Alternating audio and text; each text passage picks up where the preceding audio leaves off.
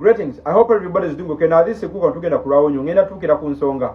Kyagulanyi yagenze n'afukamira financial Obote yawangangusa Ssekabaka, Obote yatta Kabaka. Ezo mbozi z'abatamanyi, mbozi z'abavubuka abakuze nga tebamanyi, tebaagala kumanya, n'okumanya nga tebakunoonya.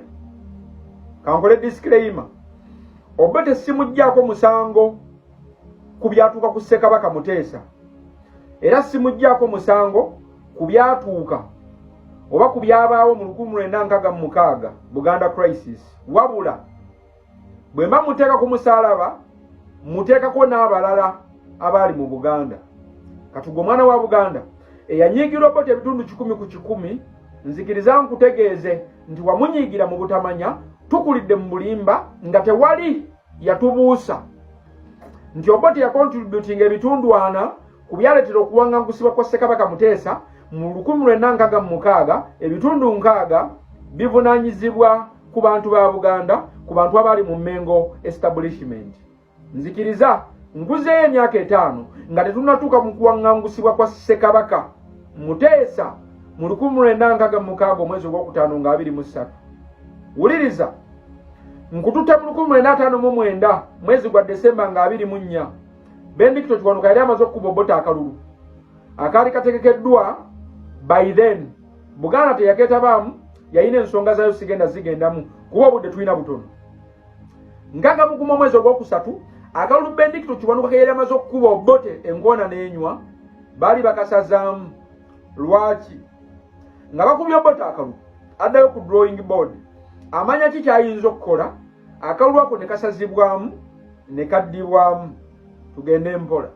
Obote atuuza kasajja Kakirya ne Ibingira abugamba tusobola okutabaganya Buganda ne gavana wa Bungereza. Buganda nefuna kyeyagala, nange nenfuna kyenjagala. Nenzijjayo Omuganda ono Ben Kiwanuka ku kifo ky'obwa Prime Minister n'enkyezza. Buganda nefuna kyeyagala ne tugenda iko. Era bwatyo Ibingira ne Kirya batukidde Amos Semba eri Minister w'ebyenjigiriza mu government ya Buganda, n'akasajja Kabu Mayanja akaali katula ku komiti eya Buganda. Batunda ekiteeso oba bagula ekiteeso ky'Obote kyeyisa mu Kirya ne Ibingira. Awo nga nkuddusa emisinde nga njabula nkutwala mu London conference ya 1961 omwezi ogw'omwenda n'omwezi ogw'ekkumi, kibuga London, Malba House. Eno baali bateesa mukuddwamu akalulu akaali kawadde Ben Kiwanuka omwana wa Buganda oba Prime Minister, era nga bateesa n'ebyali bigenda okujjira mu ssemateeka na biki ebyali bigenda okubaawo mu kulonda. Mu bimu ku Buganda bye yasaba oba bye yasalawo nga tewali yabiwakanya, nga n'Obote teyabiwakanya, wadde nga teyali mukwano gwa Buganda, ekyamugatta ne Buganda kwagala kuwanulayo Ben Kiwanuka. Ate mu Obote yali akitegedde nti abantu abali mu Mengo establishment, Amos Sempa n'Abu Mayanja, baali tebaagalira ddala Ben Kiwanuka eri afuuse Prime Minister. Buganda yasaba ng'akalulu kakuddibwamu.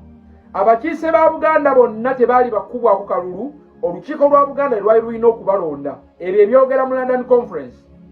Ben Kiwanuka yaliyo mu London Conference. Awabula Buganda yagaana okuwulira. Yabagamba temukkiriza ne mwekkaanya oba ne mwekkiriranya ne mugaana abantu ba Buganda okwerondera abaka baabwe, mwe ne mubabalondera. Obote yali bbali ne basajja be ng'abagamba muwagire buli kiteeso Buganda kyereta ku board.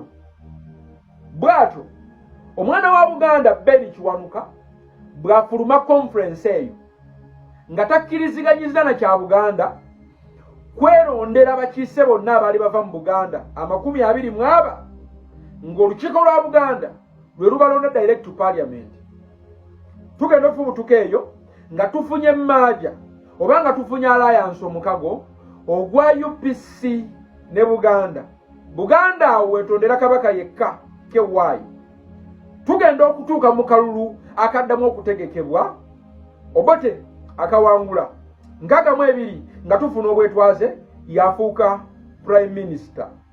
63 tufuna President okutegeeza akaawo n'ekifo ky'obwa President kye baali bawadde kabaka waffe Muteesa aba UPC bali tebakimwagaliza era bali bakyagaliza kyabazinga wa Busoga Nadiope Obote yali mugezigezi mu 63 aleta amendment ya Ssemateeka esokera ddala mu Independence Constitution ya 1962 atondamu ekifo kya Vice President era amatiza Nadiope nti kkiriza ekifo kino aba UPC banyiiga nnyo bavunaana Obote okufevalinga Buganda over suggestion yaabwe Obote kabagamba shut up manyi kyenkola wuliriza tugenda mu 64 nkuddusa nkutwala mu referendum eryagenda osalawo eggoye ku masaza abiri agabuyaga ne Bugangayizi jukira Buganda yagana abantu bayo kwewandisa mu registers Obote abatege enkolo babagamba mwe mwerondera abaka bammwe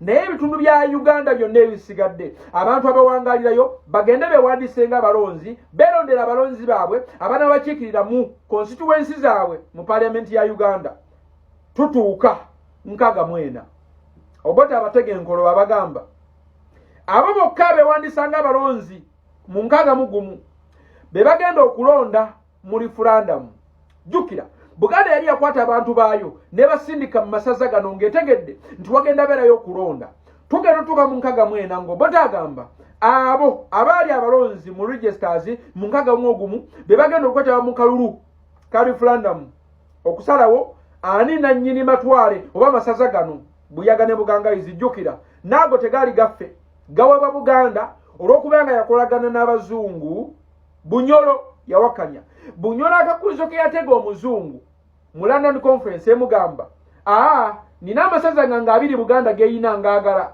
omuzungu abagamba ebyo tujja kubiteesaako nga tumaze okuyita mu independence kibawo 64 bwe batyo Buganda bwe ruzinga amasaza omuzungu yajiwa agabuyaga ne Bugangayizi kugaana kuwuliriza kiteeso kya Beni Kiwanuka omwana wa Buganda kye yabagamba nti muleka abantu ba Buganda bagende mu registers berondere gamba nti engene fitina byakulembera Buganda ne losing amasaza gaayo buno bweka futi wali agenda buku abantu ba Buganda mba challenge bajja babiwakani wuliriza ekikozinga immediate cause ya Buganda crisis masaza Buganda bwe malo luzinga masaza abiri ne gadde wa Bunyolo Buyaga ne Bugangayizi olukiiko lwa Buganda omwali Kaggwa luyisa resolution egamba Obote ajje government ye ku ttaka lya Buganda ekyo ekyogera nga 2 mweza ogwokutaano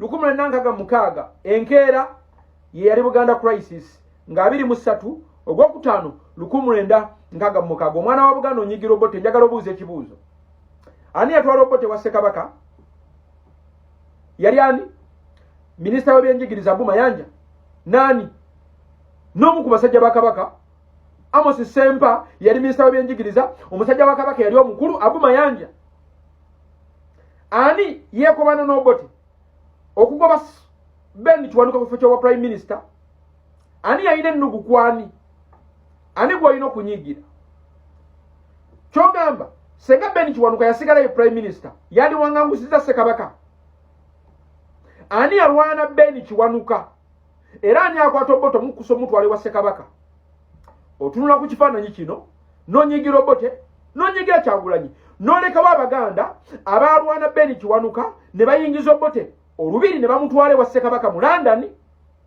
ne bajja Ben Kiwanuka ku kifo ky'obwa Prime Minister gano ge mazima gali plain Buganda ge yatukweka oba abantu ba Mmengo ge baali batukweka mwatusiiga tukyawa Obote naye nga twalina omukono mu kuwangangusibwa kwa Ssekabaka Muteesa ne mu kuttibwakwe kkiriza amazima ofuke wa ddembe obusungu bw'olina ku Obote bwe busungu bw'olina okubeera ne ku bantu Museveni bakozesa okulwanyisa Kyagulanyi olunaku olwaleero bw'osoma amannya gaabwe tegafaanana ga Abu Mayanja tegafaanana ga Amos Sempa onyigira Kyagulanyi agezaako okugyawo empalana eri wakati waffe n'abantu b'omu Mambuka weerabidde boyina okukyawa abakyapromoting empalana eyo nga bo kennyini bacontributinga mu kuwangangusibwa kwa Ssekabaka Muteesa kyogamba olunaku olwaliro mu Mmengo establishment tulaba bantu bakolagana na Museveni kulwana mwana wa Buganda nga wayise emyaka 6 nga Buganda terinayo muntu ali national mu politics ebadde n'abantu bali sub national nkomye wano wamagezi ategedde Wolan